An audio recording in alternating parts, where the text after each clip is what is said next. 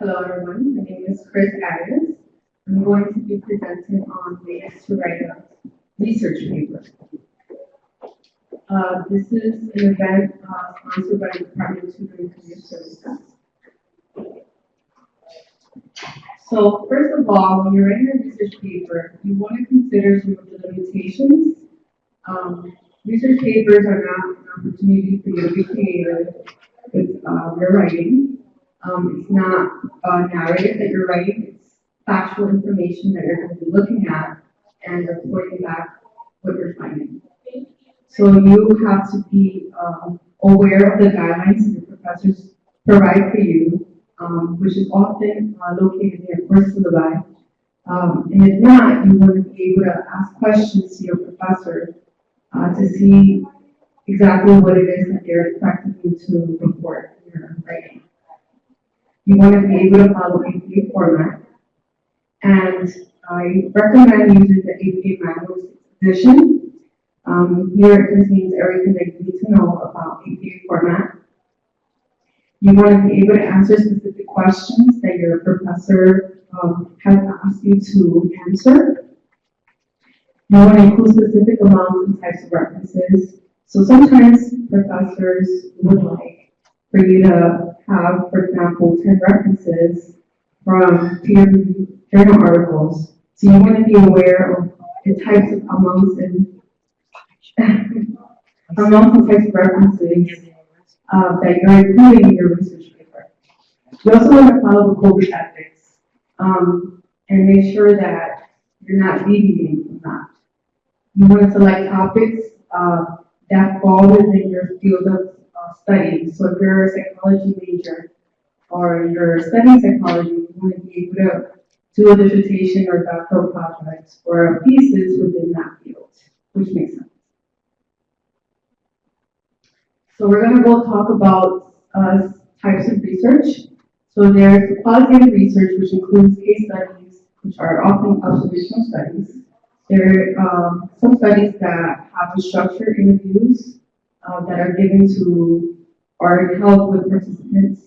Then you also have quantitative research, which includes collection of data, numbers, and you're running statistical analysis to determine some of your findings.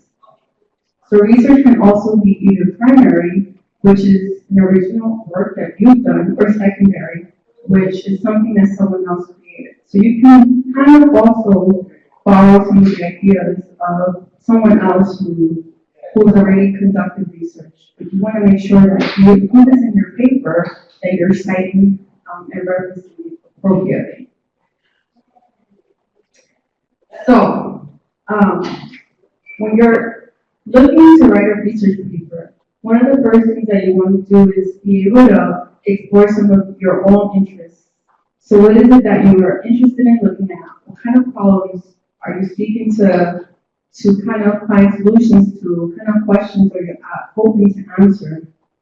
And based on that, you're going to conduct a search on the database, like articles, and you're going to select some keywords that you're going to search articles for. So if you're looking into traumatic brain injuries, maybe you want to put in TBI, traumatic brain injuries, as your search of keyword searches. Then you want to be able to read the abstracts of the articles that come up in your search to see if those articles are relevant to what you're looking for. So maybe you want to look at TBIs within combat vets. So if you look at articles that only are relating TBIs to children, maybe that's not going to be appropriate. So you want to be able to read the abstract, which saves you time for reading 10 pages of articles that are not relevant to your topic. And then when necessary, you might want to modify some of the keywords that you're searching to be able to find additional articles that are going to be relevant to your topic. Now we're going to talk about sources. So you want to base your research information on primary sources. So as I mentioned before, these are experiment work that you've done, your own original work. So maybe you gave out questionnaires to students, and based on that, you're creating some kind of work. So that will be a primary source. You also want to be able to supplement your research, so back it up with secondary sources, which includes journal articles, books, videos. Oftentimes, people also look at secondary sources from internet, which is considered a secondary source. However, just be mindful that information from most websites are not reliable. And because of this, you do not want to include it you don't want to cite it or reference it in your paper. You want to try to limit what you cite if it's coming from the internet. Unless, again, it's coming from a reliable database where published articles, peer-reviewed articles have been uploaded onto. So before you begin writing, you want to begin to organize your thoughts. I find that it's often helpful to create an outline to guide your paper. You want to be able to list all the sources that you are going to be including in your work, so that when it's time to cite or reference it, you know exactly where they come from. I find that sometimes students have difficulty determining what piece of work came from where. So if you're able to make a list for yourself, you will save that hassle later on. Also, if you write your introduction and conclusion sections, so after you read all the articles and you know exactly what you want to write about, you just don't know how to start. If you write your introduction and your conclusion paragraphs, sometimes it may help you write the rest of the paper. So here are some basic rules of research papers. So like I mentioned at the beginning, this is not the time to be creative, it's not poetry, it's not narratives. So you don't want to use I statements or first person. So this includes I, my, or me. You also want to stay away from opinions. Remember, this is a research paper that's backed up by research facts. So what was founded? So it's not the time to suggest that it was good or bad, that it was well, or it's okay, because this means nothing. If I say that was good, something was good, that's relative, because someone else may say, well, that wasn't good, that was bad. So that doesn't add much to your context. You want to stay away from opinions. Again, you are not the reader of the paper, so be mindful of who's reading it. So as a student, oftentimes professors are the one reading the paper. And even though they may be experts in the field that you're researching, you should never assume that they know exactly what you're talking about. They should be able to understand exactly what your points are. Additionally, do not start sentences with and and but. So I see this a lot in writing from students, and I always give the example. If I were to stop you in the street and I say, hey, my name is Chris, and that's it, and then I start writing a sentence and say and, maybe you kind of follow along what I'm trying to say, but if I just come up to you in the street and say and but, you're going to look at me like I have 3 heads, because no one starts sentences with and but. So just like in verbal communication, you don't want to do that in written communication either. Again, one other basic rule is not to make sentences long or complex. I find that sometimes students have sentences that are 3-4 lines long, and they think just because they included words like but, however, because, it's okay. So what I find helpful is I will read back the sentence to the student. So rather than they read it out loud for me, I will read it to them, and their face changes by the second, third line, because they're like, my gosh, I already don't remember what you said initially. So if you're having a hard time following verbal, orally, but the person is reading to you, it's the same thing when you're reading it, your professor is reading it. So this may mean that your sentence is too long, and it may be best for you to break it up into 2 or 3 sentences. Basic rules of APA format, which is something that's extremely important in psychology and in other fields. And for some reason, I find that students continue to have these difficulties. And so here are some resources that would be very helpful to kind of limit some of those errors that I see. So first off, your paper should always be double spaced. It should be 1-inch margins all around, and your paragraphs should be indented. The only time that you cannot indent a paragraph is in your abstract. And do not add extra space between paragraphs. This is outlined clearly in the APA manual, 6th edition. There's samples that you can follow along. This is also found on the Purdue OWL.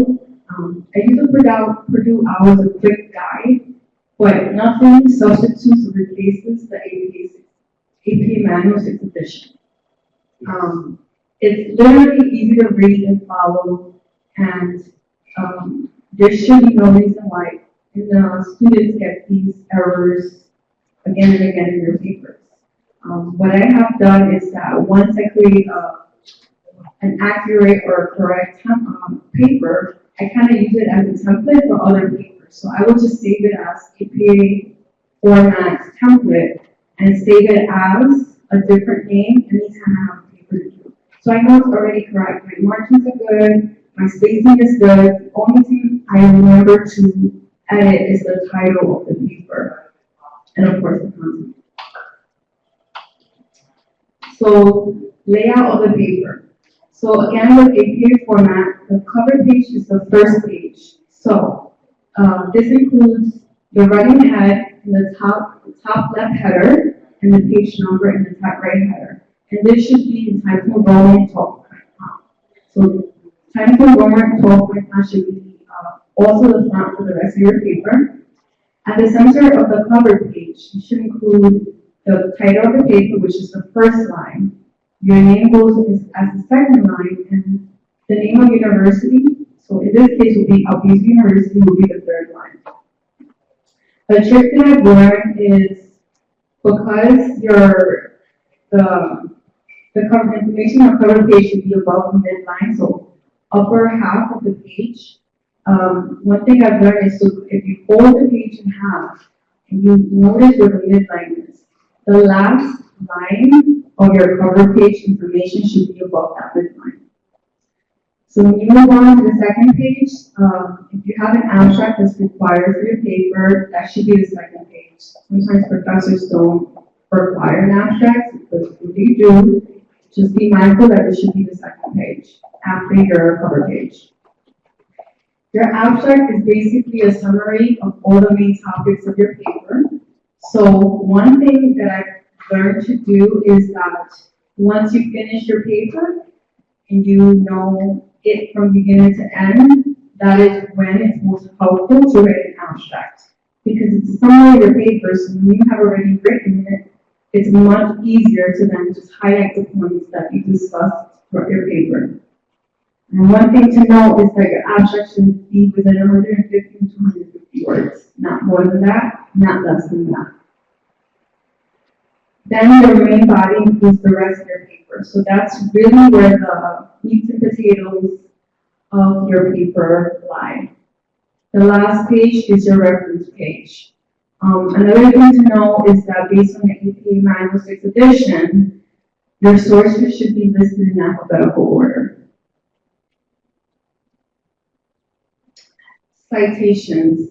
This is something that some students struggle with consistently.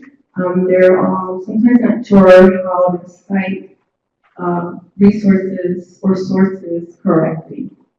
So you always, I cannot stress always. You always want to cite when you're using someone else's ideas. It doesn't matter if it's a direct quote or not. If you're going to cite something, the reader assumes that that's your original work. And if it is your original work, it should not be an opinion, it should be backed up by other information. Otherwise, it's useless. And also, you just don't want to ever risk being accused of plagiarism. So please just credit information that you borrowed from someone else. At the end of each section, a sentence or a paragraph, you want to include the author's last name and the year of the article or the source that you use to reference that piece of information. If you're citing at the beginning of your text, the citation should look like the two examples that I'm including.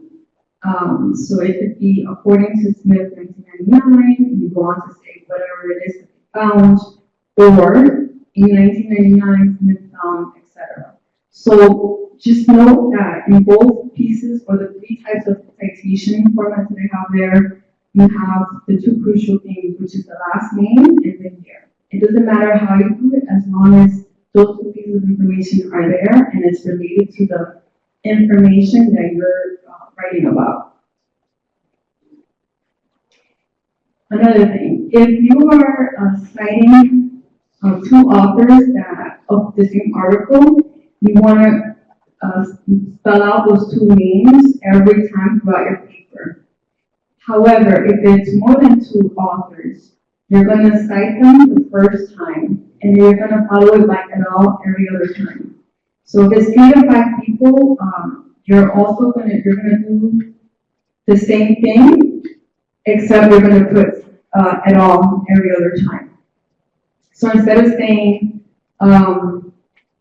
actually, there's an error here. Just notice the error. So if you have, oh no, it's correct. If you have 3 to 5 people, you're going to write them out the first time, and you're going to follow by et al. Subsequently. However, when it's more than 5 people, you're going to write et al. So you're never going to put 6 names there, because I'm just going to add them to your paper. Okay, so we talked about different types of research, including primary research and secondary research. So primary research is your original work. So most research papers should include these sections: an introduction, so it could be a background information, a problem that you're finding, methods, so how did you search it? If it's quantitative research, qualitative research, who are your participants, age, demographics, race, anything that's relevant to this research. Materials, if you give any questionnaires, what was the name, any psychometric properties to those questionnaires, design and procedures. Did you write any statistical analyses? If so, what kind of analyses? And how did you do it? And after you do that, we want to talk about some of the results, some of the relevant findings, whether or not they were statistically significant. And then you want to discuss what you found and what does it mean. So implications. What does it mean for a problem area? So if you're looking at TBIs and combat bets, and you found that, let's just, for example, state that there's more TBIs found among combat bets than non-combat bets. What does that mean? So an implication might mean that combat vets should wear more protective gear than those who are not in combat, just to kind of prevent the occurrences of TBIs. That's an implication, for instance. What are some limitations to your study? Maybe you didn't look at different combat vets deployed in different countries. Maybe you didn't look at age as a factor, or risk factor. Maybe you didn't look at pre-existing conditions, conditions. So those are kind of limitations that you would like to talk about in your research, because these are factors that may change the results. And for future directions, you might want to consider recommending that other researchers look at those limitations that you didn't look at. So factors, so if you didn't look at age, maybe you want to recommend that future researchers look at age as a risk factor, for instance. I have a question, the one that you were just talking about. Should these entries, not in a research, but if I'm going to do a presentation of a PowerPoint regarding an article, like I have to do now for statistics, these headings should be more or less the ones that are used, isn't it? These ones? Yes. Yes. For the presentation of the article. I think so, because it sounds like there you got the methods and the participants and what they use, for example, to prove it. So this slide that's good. Yeah, so this slide is talking about primary research, which is your own research, but if you're doing a secondary research, so let's say a literature review, of research that has already been conducted. Oftentimes, you will find this information there. They will talk about their participants. They will talk about their methods. So these are things that if you're required to talk about a research or let's say critique of research, these are things that you want to talk about as well. So this same format would apply to secondary research. And to know, earlier I mentioned about outlines, which is very helpful in guiding your paper. This can be considered an outline. So it's not as specific, it's very brief, but you know that your headings are there. And you know that you have to fill it out, so you can just literally fill in. This is what I do. I write out all my headings that I want to discuss in my paper, and then I just go back and add the information there. And this adds organization to your paper. So now we're going to talk about the top 5 mistakes that I see in writing when students write research papers. So number one is APA formatting errors. And again, I mentioned earlier, there's no reason why I keep seeing errors because there's so many resources available to help you. One of the resources that you should never use is those automated citations because it's not always accurate. The only thing that will give you guaranteed accuracy is if you read the APA manual 6th edition. And you do the citations or reference manually. Another thing is plagiarism. So I mentioned to make sure that you are using citations, and if you decide to quote something, make sure that you're still citing. So sometimes students think that just because they put a quotation mark, that means that they're allowing the reader to know it's not theirs, but they're still not giving credit to whoever got that from. And another thing is, if you are citing, so let's say you have the year end, the author's end of the year, you also want to include the page number in case the reader wants to go back and see exactly where you got that from. So yeah, now they have the author, they have the year, but what if it's a 200-page book or article? You want to give them the access to it directly. So if they include the page number, they can just turn to that page and find the quotation. Do you do that all the time or only when you're referring to books? All the time. Anytime you have a quotation. I didn't put pages on the quotations that we got in my book. Yeah. Anytime you use quotations, you're citing and you're also putting a page number. Now, sometimes you're quoting an article that is on a website or something, there's no page number there. So maybe that's not available. But if it's a book chapter or anything like that, an article that has page numbers, you do want to give that credit. And also provide access to your reader to that information. Following citation errors, like I mentioned before, you want to include the name and the dates, and don't forget where you got the information. So if you conduct a list of your citations or references, it will limit this confusion later on. Run-on sentences is the 4th top mistake that I see. So it's when 2 or more complicated sentences are joined without punctuation. So we kind of talked about that earlier. So look for sentences that are too long. So if you see that a sentence is 2, 3, 4, 5 lines long, doesn't have a comma, a period, anything, and even when it does have a comma, read it out loud or have someone else read it out loud for you and try to follow what you're saying. If you find that you're getting confused or you already forgot what we mentioned to you earlier, you know you have to go back and divide those sentences into 2 or 3. Another thing, so on the opposite end of the spectrum of fragmented sentences, so incomplete sentences.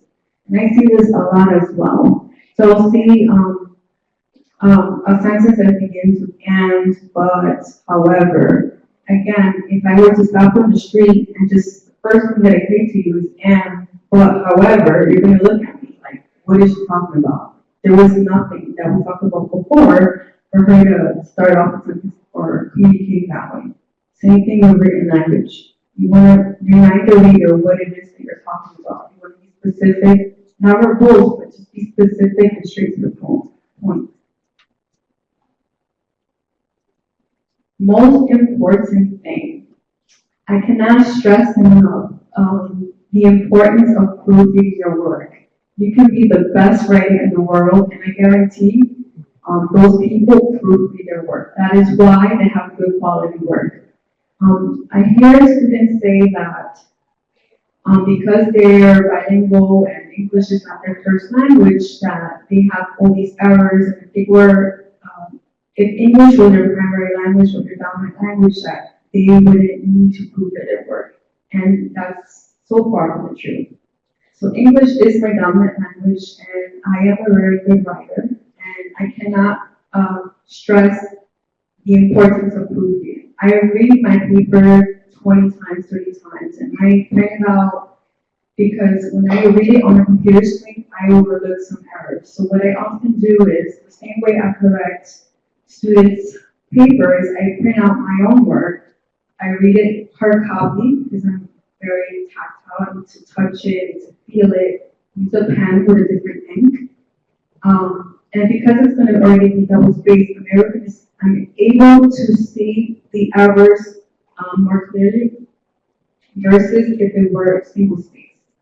And I read line by line, word by word. And I can tell you I find a lot of errors even within my own. And I know when I submit my work to professors, it's the cleanest it can be, but even themselves, they're able to pick up on some of the work, some errors. So that is why it's important to complete your paper at least 2 weeks before it's due, so you can allow yourself extra time to proofread it more than once. So not just to proofread yourself, but to allow friends, classmates, professors to proofread it for you. And we also offer those kind of services at the Department of Tutoring and Services. And some students take advantage of it. And they've told me, they've given me really good feedback, and it has been helpful. Because they often are not understanding some of the errors that they are writing or there are in their paper. Because if it's your style of writing and you're reading it to yourself, it's harder for you to pick up on those errors. But if someone else sees those errors, it's probably a true error. And it's something that one of my professors, who has published several times after Scott Hyman, he says, if someone tells you this is wrong, chances are it's wrong. So you may not be able to see it yourself, but if they're telling you it's not correct, chances are it's not correct. So just to wrap up, so at the end, once you have a clean version of your paper, it's already been proofread, you've already corrected all the errors, you want to, well, this should happen actually throughout the writing process. You want to be able to save multiple copies. This has happened to me where I've had one copy, I'm almost finishing, my computer crashes, and I have to start from the beginning. That sucks. So now I've learned to email it to myself. I've learned to have a flash drive on my desktop, just to ensure that if in the event I lose one copy, I have another one on reserve somewhere else. You might even want to print out the copy, so if worst comes to worst, you have to write it up again, at least you can have something to base it off of, instead of straight from your head. The last thing is to stick your paper together in one upper left-hand corner, and the cover page should always be the first page. So that's all I have for today. Are there any questions regarding ways to write research paper? This is awesome. Very good. Yeah, I knew it was, they had it come earlier. I said, I knew it was just gonna start out of come earlier, it came in the middle. We sent you emails. Did you get it? Do you read the emails? Probably Ah. You write it every So time. I have a question. So if there are more than those 5 authors that you mentioned, you Yeah. never write them all? No. No. Just think about it. Because you explained to me the importance of mentioning everyone, because they were part of a particular research. You mentioned them in the reference section. You mentioned them, but if it's more than 7 people, even then, there's a certain way to reference them. So if it's like 7, 10 authors, you're not gonna write all of them in the reference section either. You're gonna make ... and there's a certain way to do that. So you want to give credit to those authors, but there's rules of how you do that, depending on the amount of authors. So if I mentioned earlier, when it's 2 people, 1 person or 2 people, you cite them off the names every single time. When it's 3 to 5 authors, you cite them all the first time. Every other time, you write at all. Because imagine, if you have 5 authors and your entire paper is based on those 5 authors, your paper is going to be very long. Same thing, if it's more than 5 people, so let's say 6 and more, you're not going to write all those 6 people. You're going to write all of every time. Even the first time, you're still going to put at all. Because it's just too many people to give credit to in your paper. When let's say your professor said, I don't want a paper more than 10 pages, or you're writing 6, 7 authors every time you're citing, it's taking up from the content of your paper. So you say more than 5? There are more than 5? So think of it 6 and more, it's at all, and if it's under that, and on 3 or 5, you write the authors the first time, and then at all every time. If it's 1 to 2 people, you write them all the time. And then another thing I've noticed, some last names are very long. So you have someone like me, I have 2 last names, and I hope that one day someone gives credit to Valentina, because that's my last name. So if you have that occurring 20 times with other people who have last names, it's really taking up a lot of space in your paper. And that's going to limit your content if you have a paper that's 10 pages long. Yes. Can we get a copy of your PowerPoint? Yes. I can print it out for you guys, or we can email it as well. And I know this presentation might be uploaded because it's being What? It's being recorded. Oh, it is? It is. Oh, I know. Okay, but if you want a copy of this presentation, why don't you write your email here? You send it to me. Well, I think you send it to me I did. tomorrow. Tomorrow I will send it to you. Write your email. And just so you know, I know students, besides writing a research paper, have a lot of questions on APA formatting specifically, and we will be having another workshop on APA format. Yes. Every month, please look at your emails because we send the invitation. Once a month, we're gonna have a workshop on, interesting topics that you can all learn from. No matter how many times we learn before. And APA format, I mean, that's psychology, people in psychology, this is how we're gonna be writing for the rest of our careers. So this is not gonna change. The only thing that will change is when the next edition of the APA manual comes out. So when I first started my education, I was actually, I think, under the APA 4th edition or 5th edition. And a lot has changed, so that's another thing to be mindful of. To be current with the updated edition. Things from, simple things change, like retrieve from colon to no colon, to just be mindful that it does change. Just like the DSM-5, DSM changes, and slight changes are there, but it's important to keep up to date. Okay, very good. Thank you so much. Thank you very much.